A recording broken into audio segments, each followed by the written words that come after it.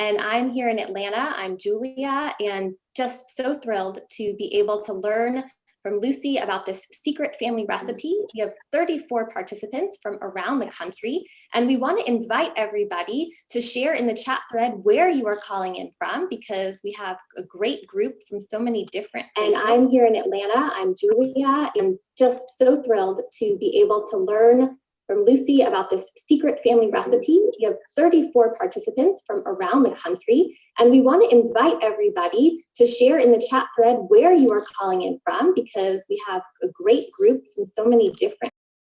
So give us a second as we take two.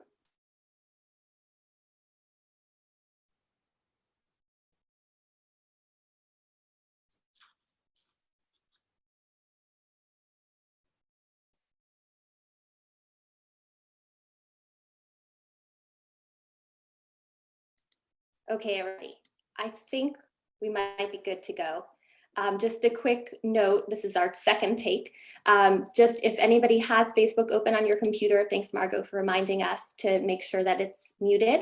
And if you have the live stream going at the same time, to also make sure it is muted. And I think we should be safe to start.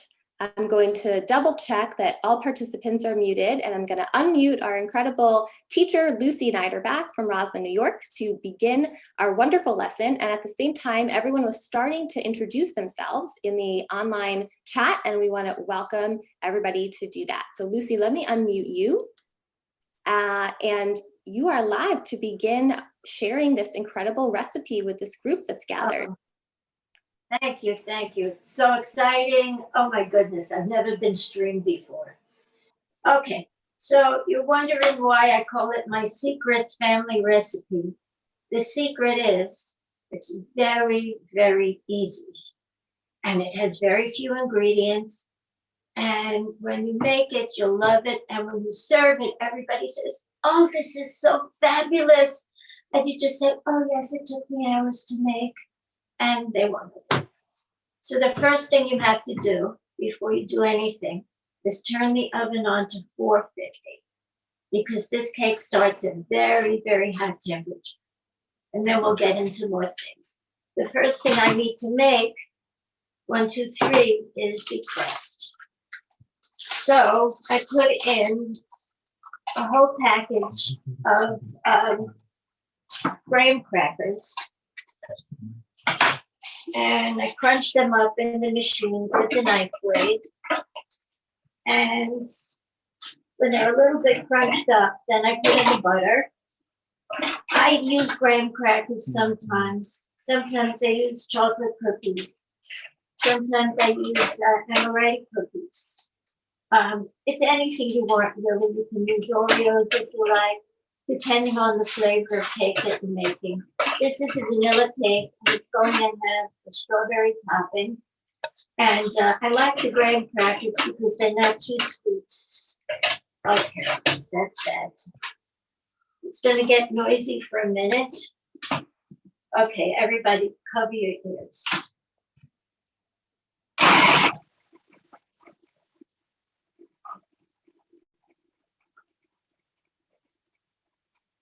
In the chat thread, as our Cuisinart is doing its magic, we would love to know what are your favorite toppings or crusts that you've had on cheesecake. So let us know. Oh, I just made a mistake. I think my butter is stuck. When your butter gets stuck, don't panic. Simple solution, you just poke it, and either it comes out or it falls down. One or the other. Oh, it mostly came out. Okay. What are my favorite toppings? It depends on the season. If I have fresh strawberries, I like fresh strawberries. I've done peach halves and made flower petals out of the peaches and a stem of blueberries. And, you know, it just depends. And I've made this cake so many times that I like to vary things as much as I can. Okay. It's going to get noisy. Do you have a graham cracker that you recommend? Is it just a plain graham cracker? Graham crackers, ordinary graham crackers from Graham. Okay, I'm putting it on again, so be ready.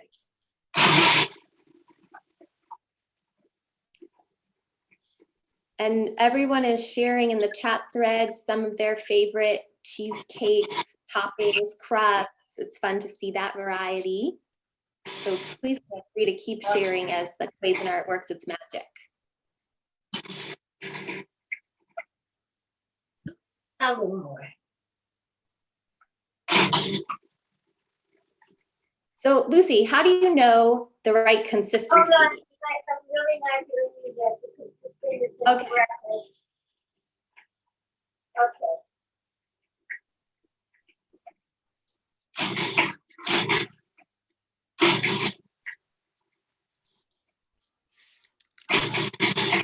Okay. I was gonna do this ahead of time to spare you the noise, but I wanted you to see exactly how I was doing it. It's like a little bit like wet sand, and you put it into the springform pan. And I'm going to scoop it out with my hand so I don't waste anything. This was a package of graham crackers and about 2.5 tablespoons of butter. And we also want to give a shout out to our cameraman, David Niederbach. Thank you for your great photography. Okay, so you take it and you press it into the bottom of the springform pan. Oh, word about springform pans. They come in every size, shape, and I have a gigantic collection. They come in, I have hearts, I have ovals, I have squares, I have every possible shape and form, because I've been making this cake forever. And Big to Marco, tell you the yeah. truth, it gets a little boring. Okay, so here's the cake. Here is the crust pressed in. And you can do it to be delicate with the back of a spoon, but I like to get my hands in the food. Okay, so that's the crust. Oh, we're talking about the springform pans. Get one with a tray under it. Some of them come just plain circles. I find that once in a while, the batter will drip a little bit. And if you have a tray, it saves a lot of mess. Okay. Now Lucy, quick yes. question. Do we butter the pan before you put the graham cracker in? No, it's not necessary. You just put it right in. Okay, next operation, the cream cheese.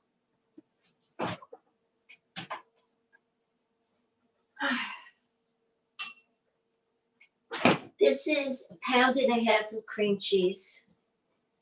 Plain old cream cheese, nothing fancy.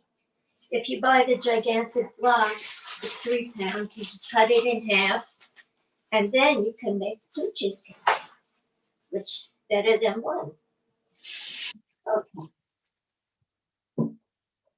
The next step is you put the cream cheese into the mixer, my trusty mixer that I have since 1980. It was a birthday present, and my husband asked my dearest friend what would she like for her birthday, and she told him she wants the KitchenAid mixer, and he said, "I'll get her a mixer for her birthday. She's going to be so mad." She said, "No, she'll love it," and all these years I love it. So, okay, and you mix this in. Let me make sure I get everything right. Okay. Okay. Lucy, does the cream Yes. cheese need to be room temperature or can it be cold? What do you recommend? It's fine either way, because this, I'm telling you, this is the easiest cake to make. It's very forgiving. It's not like making a delicate pastry crust or a meringue where you really, really have to be careful. This is just in the pot, mix it up, 1, 2, 3. Okay, a little noise.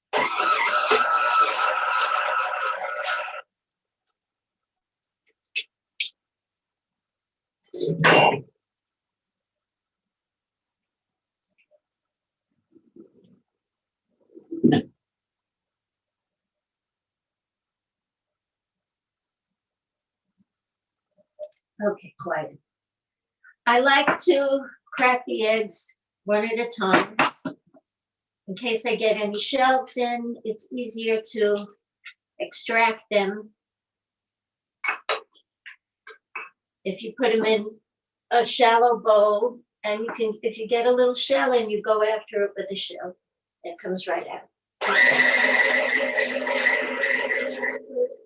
eggs, one at a time.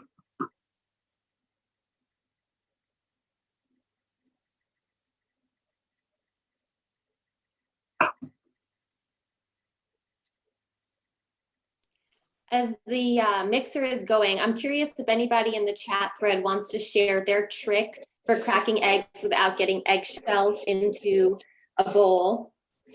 I have yet to perfect that.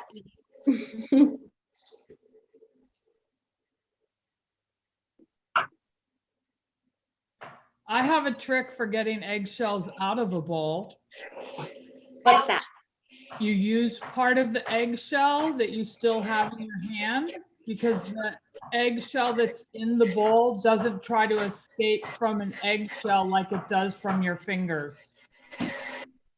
So you just use the shell that you have in your hand to scoop up the little piece in the bowl. Julia, what are you saying? 'Cause I can't really hear you over the machine. No, we Okay. were. Oh, go ahead. Okay. All right, so I've got all the eggs in. It's about to make another racket, and then I'm gonna go after it a little bit with a spatula, because this machine, it doesn't always get everything on the bottom. Okay.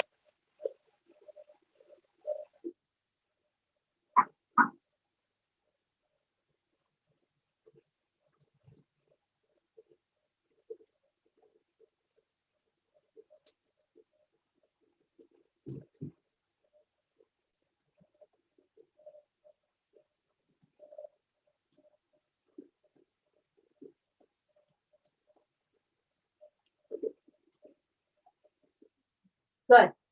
Now you put in the sugar. It's half a cup of sugar.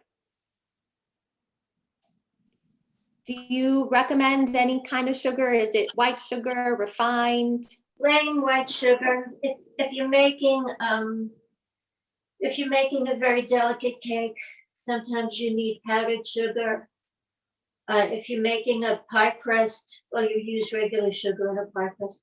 But it depends. I've made pastry with different kinds of sugar, but this is just ordinary. I'm telling you, it's a very simple recipe. Ordinary white sugar. Then you put in 2 tablespoons of ordinary flour, nothing special. And you don't have to sift it or anything. It just goes right in. A teaspoon, I should say, of vanilla, measured very carefully, right from the bottle. And the last thing that I put in is half a cup of milk. The original recipe called for cream, but you don't always have cream in the house. You usually have milk. And I figured, since I'm making the diet one with 1.5 pounds cream cheese, I'll just put in plain milk. So the next thing is milk. Half a cup of plain milk. Okay.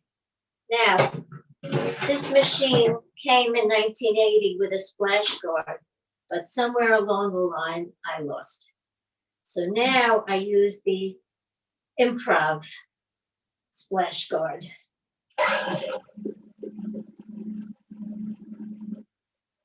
Otherwise, there would be milk all over the kitchen and all over me.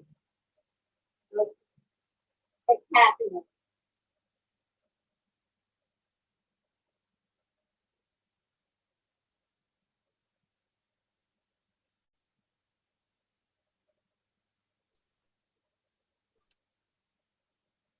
Oh, it's not so good.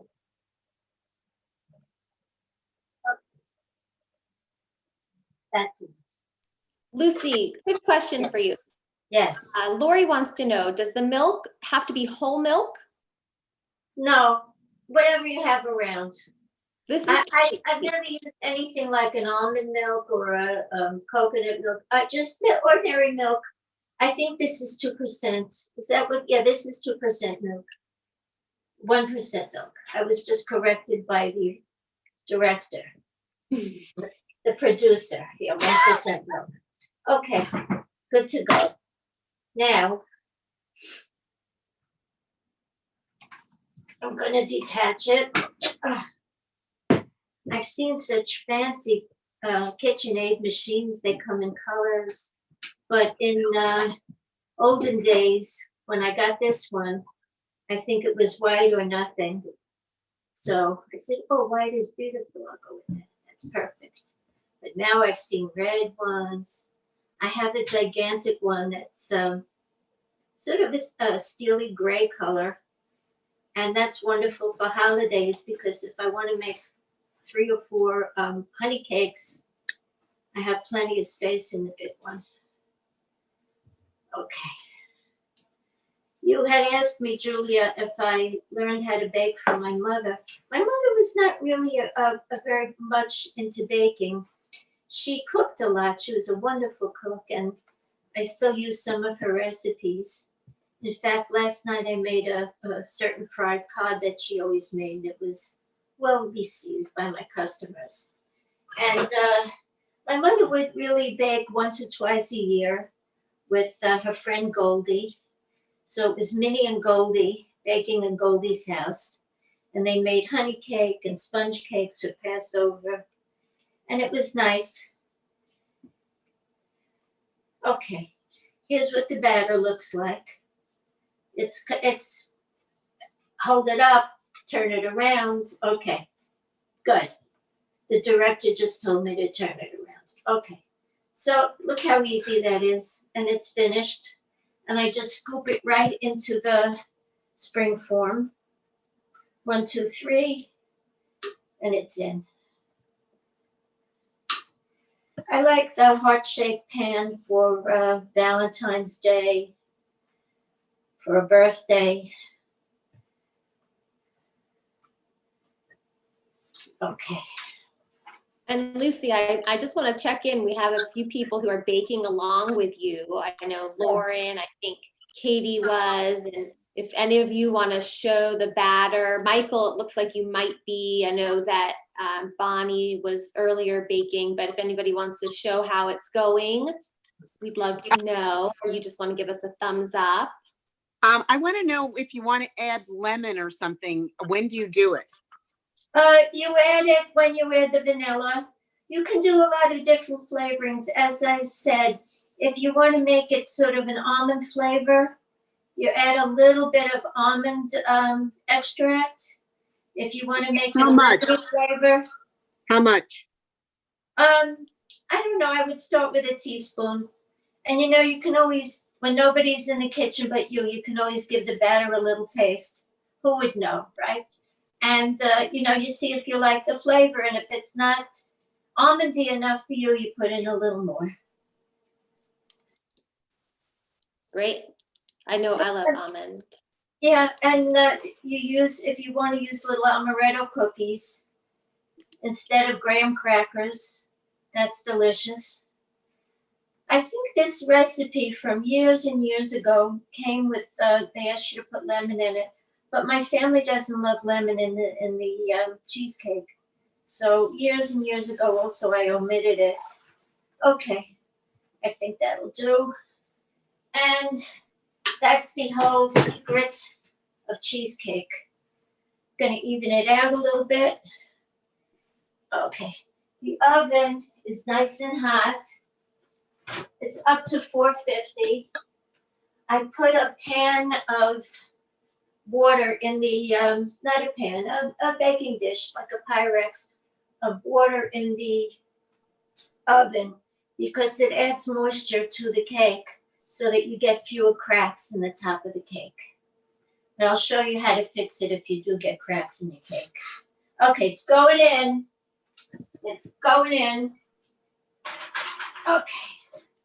Lucy, quick question for you, Beth. Yes.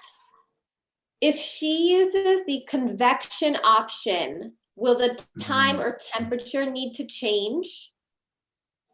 I don't know. I never made it in a convection oven, so I don't really know. I couldn't tell you. I'm sorry. I hope your cake comes out good. I'm sure. Okay, now this is important. The cake itself is very simple, but you have to follow the directions carefully. It's in at 450 for 15 minutes. And I just set the timer for 15 minutes. When that goes off, I'm going to turn it down.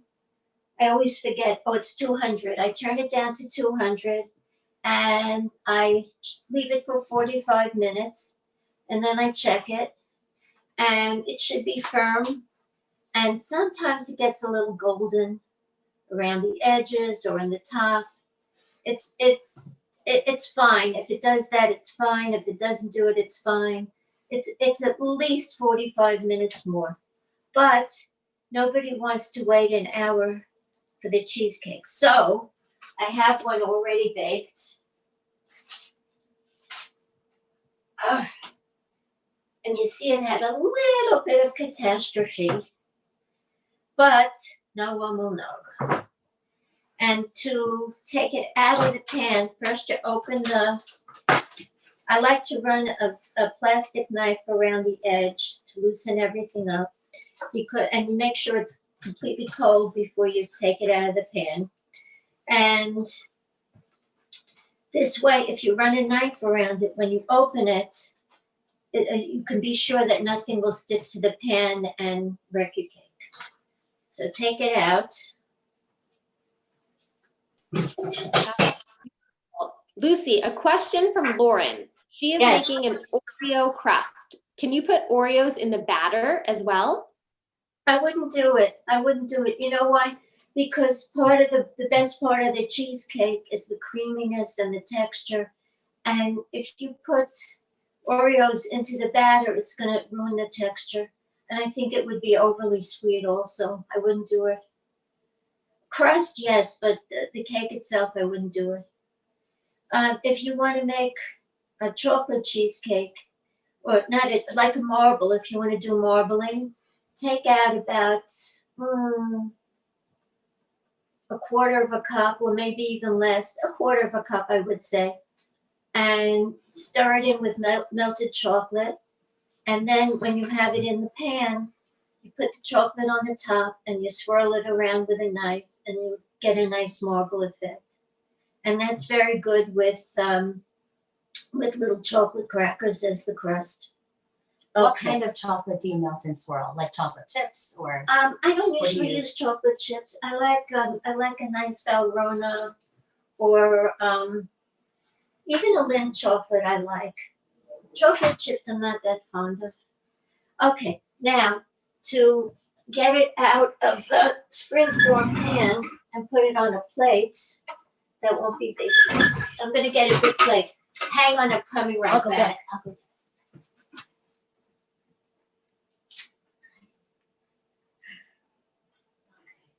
So as we wait for Lucy to come back, those of you who are baking along, how's it going? Feel free to let us know in the chat thread, or if you want to. Mine came out.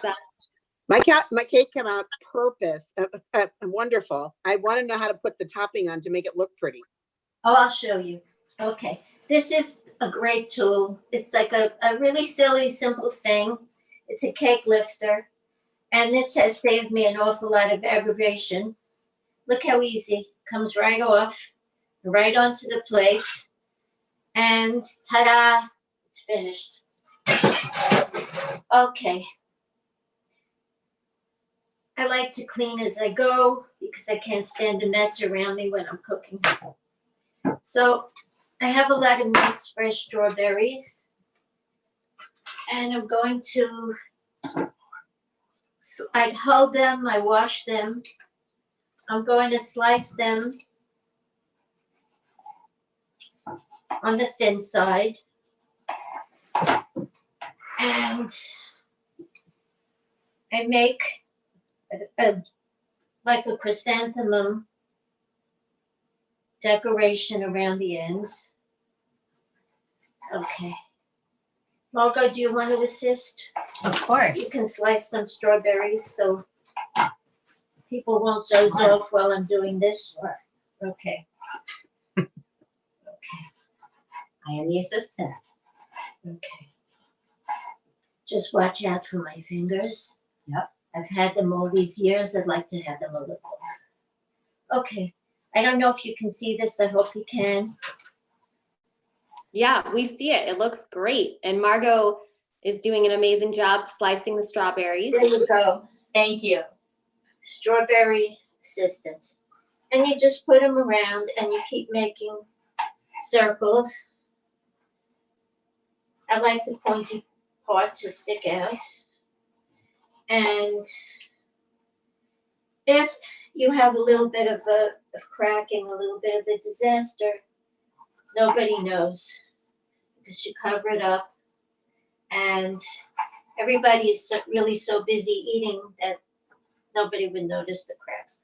Or if you don't feel like doing that, or you want to make a quicker cake, you can put on a cherry topping, like a pie filling, or you can put on a blueberry filling, or whatever you like.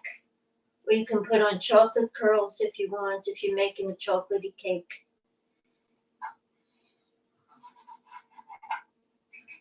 Margot, what's your favorite topping on a cheesecake? I like fresh strawberries.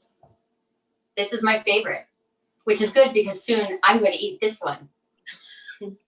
I never have a problem disposing of cheesecakes. I always have customers. In the last few years, I learned how to play mahjong, and I met a very wonderful group that gathers at my local library. And I love to bake, but I'm trying not to eat everything that I bake. So I bring it to my friends, and when we have our lunch break, I take out all the goodies. And they're a very good audience, my mahjong ladies. Okay, and here it is. Can you get this, Dave? Ta-da! Ta-da! Beautiful. Okay. Ta-da! And you had asked me about my childhood, and didn't have a lot of stuff, but we had a lot of experiences. My parents took us everywhere. We went to every museum. We even went to libraries. I saw the 42nd Street Library when I was a little child, and I said, oh my goodness, they let people come in this place. I was so excited. We walked up and down Fifth Avenue sometimes, and I forget where the original FAO Schwartz was, but my mother and father took us there, and they told us it was a toy museum. So we said, we were naive, and what mom and dad said, that was the law. So we figured that was what it was. But I have wonderful memories, even of traveling in the subway, and just a lot of good things playing in the street with my friends, and things that kids don't do now, I think. And a lot more freedom too. I think by the time I was 10, I was on the subway with friends and going over to different parts of the neighborhood with friends. And kids nowadays, I think especially in the suburbs, are a lot more dependent on their parents to take them places. And we had a lot more independence and more freedom. Okay, what else? How's everybody who's baking doing? Do you need any help? Let's check in with the audience. How are we doing? Julie is licking a spoon, so I think it's going great over there. Louise wants to know, where did you grow up in New York? I grew up in Williamsburg in Brooklyn when it was not fancy. It was all middle class kind of neighborhood. And just to talk about it now, it seems like a strange kind of life. My mother used to send me, I was probably 6 or 7, and she'd send me to the corner grocery to get toilet paper, which is now so popular. And I would bring one home, and she would say, no, no, I think I need sugar now. And I would go back down for sugar. And it took me many years, I think till I was about 30, to figure out that she was keeping me busy. So That's so Right. fun. my mother didn't have babysitters. She had errands.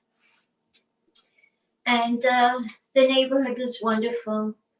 I had every race, every religion in my neighborhood. And you didn't think anything about it. You just went out in the street and you played with whoever was out there. And I brought everybody home, and my mother fed everybody. And I went to other kids' houses, and their mothers fed me. And it was a very nice, warm atmosphere and warm childhood. That sounds like wonderful memories. Yeah, it's a lot of good things, really. Yeah. Does everybody want strawberries? Yeah. Well, there's one question of some cake advice from Kate. Her mixture is a little lumpy. Is that normal? And Kate, if you want, we can spotlight it to show if that's something. No, Kate, if it's lumpy, mix it some more. Should not be. What's lumpy in there? The cheese? Let's see if Kate can show us. Yeah. Kate, She said She the didn't cheese. mix. She didn't mix it. Kate, mix it more. Mix it a little more. I'm telling you, you won't go wrong. It's so forgiving. It's so really easy. But if it's lumpy, it shouldn't be lumpy. Anybody else need help? Anyone else? I'm just scanning to see how the others. I know Bonnie was busy. It's great. Mine looks perfect. Thank you for teaching me how to put the strawberries on. Oh, you're so welcome. Who had made the caramel? I'm interested in that. I never made with caramel. I'm eating all the strawberries. Yeah, I don't know. Well, if anybody wants to show theirs off for the camera, Bonnie, if you want to come back with yours, or anyone else who's been cooking. Lauren is just wondering about her batter being liquidy. Is that okay? I'm gonna pin Bonnie's. We can. How liquidy is your batter? Did you put in 1.5 pounds? Oh, that looks beautiful. That looks absolutely gorgeous. Yeah, pan it down. Excellent. Excellent. Thank you. Where do you live? Bonnie is in Atlanta. Oh, okay. So I'll just wave then. I was gonna come visit you, but I'll just wave. We'll have a reunion someday, maybe a whole weekend of classes. Yeah, absolutely. Julie wants to know if we have a pan of water in the oven, should we put on top or bottom? I don't know. Not a can of water, not a can of water, a pan of water. A pan like a pie pan, a Pyrex pie pan with water in it, and it should go on the rack underneath. It shouldn't be above, it should be underneath the cheesecake. I'm just waiting now for it's almost 2 minutes and I'll have to turn the oven down. Anybody else need any help? Tessa, how are you doing? My cousin Tessa. I'm looking for her. It's Samantha Sidney, or Sam Sidney is Tessa. Let's see. I think if you can find the unmute faster than me, let us know. Okay, I have to turn the oven down now to 200. Okay. Carol wants to know, how do you test that the cake is done? Sometimes it's a little brown around the edges. And if you put the back of the spoon in the center and it's liquidy or bouncy, it should be firm. So if it's not firm, it's not done. Because this cake, it doesn't really react well to a toothpick. You can't test it with a toothpick. Yeah, I always overcook everything. So it's good to know that technique. Julia, you know what you should do? Set your oven, because everybody's oven is different. Some ovens are faster and some are slower, a different power. Set it for less time than you think it's going to take, or less time per the instructions, and check it. Because you can always leave it in more, but once you overbake it, the texture will be spoiled. It won't be good.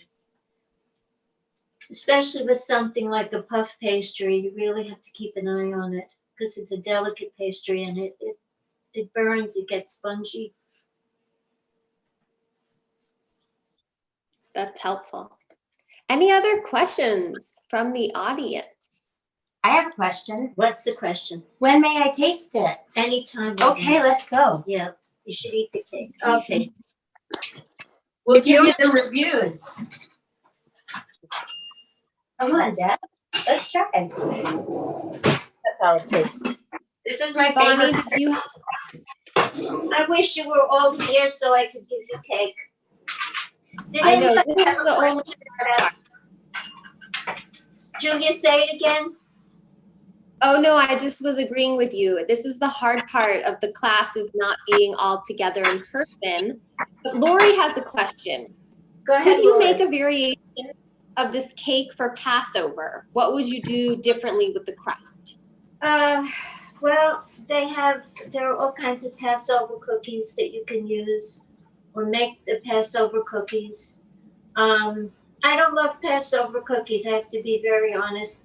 I usually make things for Passover that don't desserts that don't involve matzah. Because to me, if you cook it, if you don't cook it, it always tastes like matzah. So I make a chocolate cake that's flourless. That's about 9 ounces of chocolate, and it's delicious. That would be something I would make. My husband just tasted the cake and he said it's good. Oh, I'm so glad. I'm so glad. Rosalie suggested macaroons. So if people like macaroons, maybe You mean that's an option. the macaroons from the can? Yeah, To use it for crust? I don't know. I think that's what she's suggesting. If you like it, I don't like them. I don't like them. Yeah. I'm a big. Sorry, if you like them, make it. That's okay. Everybody has different tastes. Right. There's a request for you to just remind us. How do we check when it's done? One more time. Okay. Take the back of a spoon and very gently touch it in the middle. And it should be firm. It shouldn't give at all. It should be firm so you know that it's completely cooked. Yes. Okay. So anything else? Any other questions? This has been a great group. Thank you. Thank you. Yeah, you've been a wonderful teacher, and it's been such a joy to get to know you more through Margot, who's been a wonderful friend and continues to be a great friend. And we appreciate your dad for being the camera guy / director. And this has been a wonderful class. Thank you everyone for joining us. I think that we are going to sign off and either make our cheesecakes or eat our cheesecakes. And we're so grateful that you shared the secret recipe with us, Lucy. Thank you so much. Thank you, Julia. Thank you for inviting me. Everyone is clapping. And yeah, if you want me to make something next Passover, I'll make the chocolate cake. Okay. That sounds great. Something to look forward to. Oh, goodbye, everybody. Thank you for joining us. Goodbye. Thanks, everyone.